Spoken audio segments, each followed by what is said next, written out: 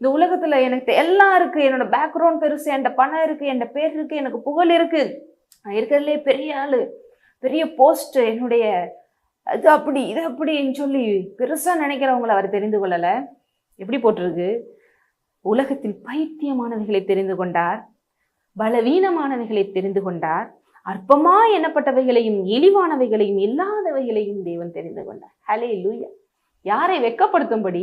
ஞானிகளை வெட்கப்படுத்தும்படி, உள்ளவைகளை அவமாக்கும்படி, நான் தான் பெருசுன்னு சொல்லி பெருமையில இருக்கிறவங்களை ஒன்றுமில்லைன்னு காண்பிக்கும்படி நம்மை தெரிந்து கொள்றாரு. ஏன்? நம் மூலம் அவர் மகிமைப்பட விரும்புகிறார்.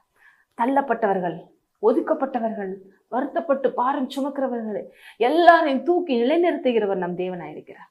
இன்றைக்கு அப்படி ஒரு சூழ்நிலையில, ஒரு மைண்ட் செட்ல ஏதோ விதத்துல நீங்க இருக்கீங்களா? இந்த இயேசு உங்களுக்கு போதும். இந்த இயேசு உங்களை கைவிட மாட்டார். இந்த இயேசு உங்களை தூக்கி நிறுத்தி வாழ வைக்கிற தெய்வமாக இருக்கிறார்.